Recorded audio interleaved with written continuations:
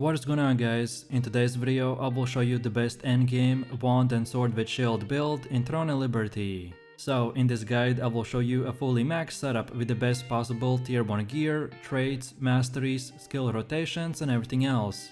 And the best part about this is that for every single build choice I will explain my reasons, also how and where to get this powerful gear. And just overall you will be able to see what a fully maxed tier 1 character will look like, and what at the end game you can achieve as well. So if you want to use the best build in the game, then let's get right into it.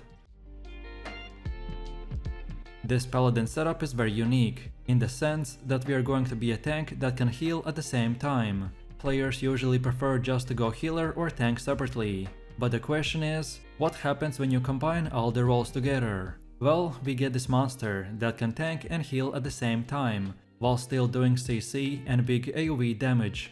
I personally haven't ever died even once in this build, so if you're ready to not even notice the enemy hits and heal more than any other healer, then this is the build for you. So let's move over to the setup.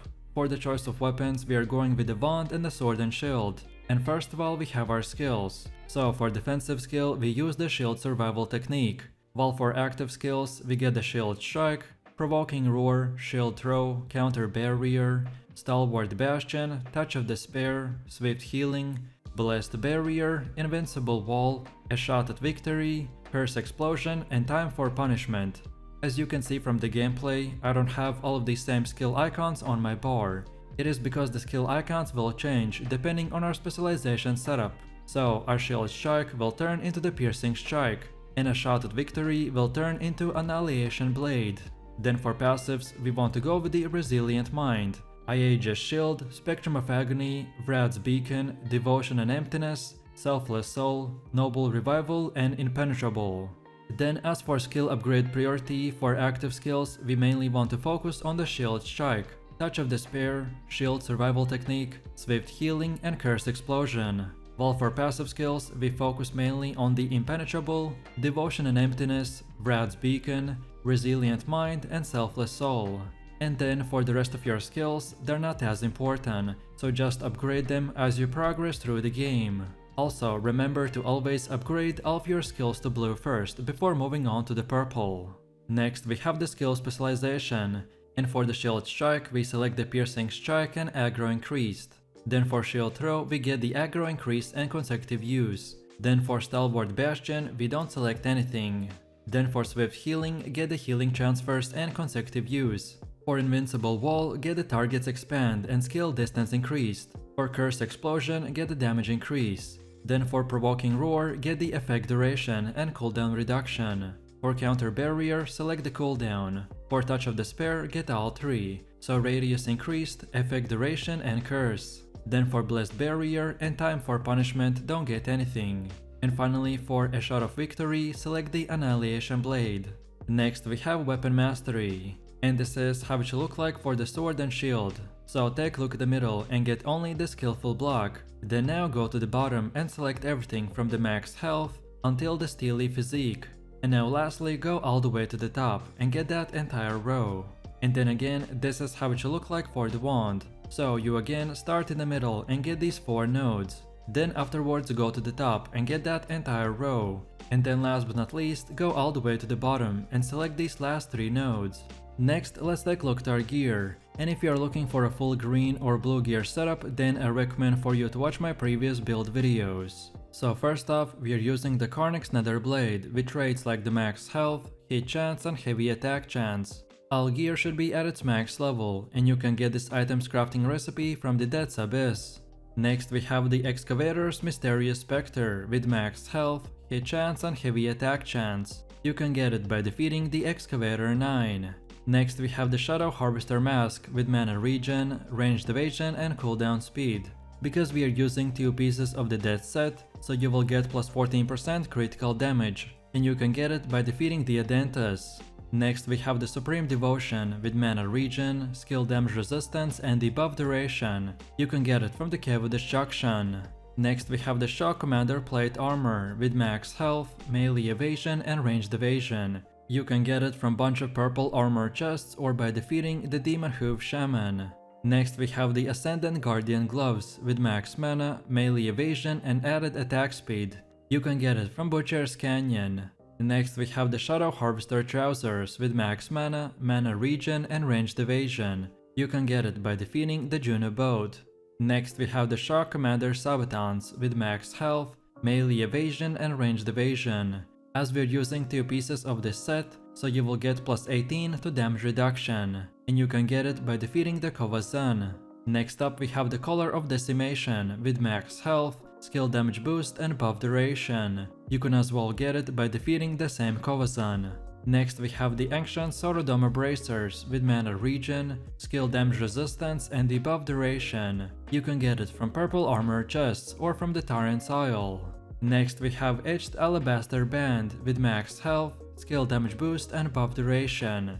You can get it from the Precious Blessing Pouch or by defeating the Demon Hoof Shaman or the Tracker. Next we have Sapphire Dimensional Band with max health, skill damage boost and buff duration. You can get it from purple armor chests.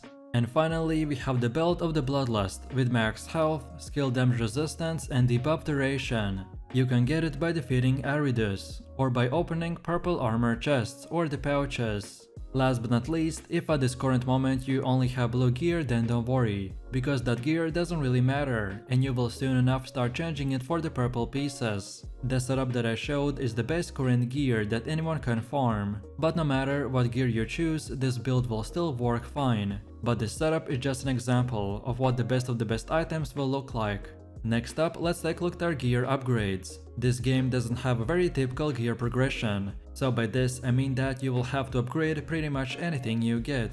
So you'll go from grey to green to blue and finally to purple. No matter at which stage of progression you're watching this video, just keep upgrading your equipment to their max level. And then when you get better gear, just transfer the experience from the old one to the new one. As for my gear recommendations, when you reach level 50, just farm accessible gear by doing open world dungeons. Also, you want to extract traits from gear for Lucent. And on top of that, you will need to turn important purple gear that you don't use into lithographs, and then sell them on the auction house. Last but not least, for your traits, just prioritize the ones that give you the highest damage. And don't forget that you can acquire new traits by using the trait unlock stone. Next up we have the stats, and depending on your gear, you should adjust them accordingly. The goal for your endgame build is to reach 70 strength, 30 dexterity, 30 wisdom and 30 perception. All of these milestones will give us extremely good damage, healing and survivability. Next we have our guardian choice, and this creature is a special transformation that can add offensive or defensive buffs to your character for 30 seconds. And for our build, the best option is the Shade Revenant Steno. This guardian launches projectiles every second that can crit and heavy attack. Since our build is super tanky, so this is a great way where we can get easy and high damage. Overall, this is the best guardian for dealing damage and for PVE. And now finally, we have come to the gameplay. And at the start I will show you a bunch of different rotations, and then at the end I will summarize your overall playstyle and what you want to keep doing. So first off we have our engage combo, which we start by using the provoking roar, then the shield throw, then piercing strike, then touch of despair, then time for punishment, and then we finish it off with the annihilation blade. This rotation allows you to quickly engage the boss by applying the taunt, and then using a bunch of quick damage skills to help you keep doing a bunch of damage and holding the aggro. Next we have our main DPS rotation, in which we use the Annihilation Blade, then Touch of Despair, then Piercing Strike, and then we finish it off with a Shield Throw. As we have very few DPS skills, so we mainly want to use this rotation after the first engage combo, and then always whenever it comes off cooldown.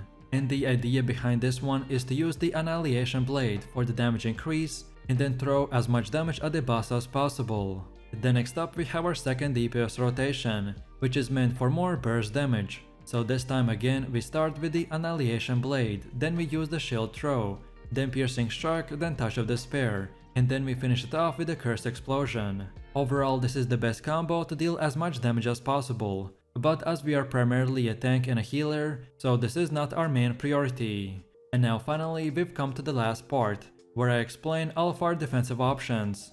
These are your main tools that we should prioritize all of our attention on. So we got Stalwart Bastion, Shield Survival Technique, Invincible Wall and the Counter Barrier. All of these skills will protect your party with buffs, shields, and other damage reduction, and they should be used depending on the situation. While on the other hand, we have the Blessed Barrier and the Swift Healing. Blessed Barrier I usually save for emergency heals when my party gets in real trouble, and then the rest of the time I just keep using the Swift Healing whenever it comes off cooldown. If I'm playing in a group with a healer, then I just focus on defending my teammates and healing myself. But if I'm solo or in a group and without a healer, then I focus on tanking while healing the guys that are the lowest HP, and that's about it. So if you enjoyed this video, click like, subscribe and comment. If you are interested in more content, then check out my channel and I will see you in the next one. So take it easy, peace.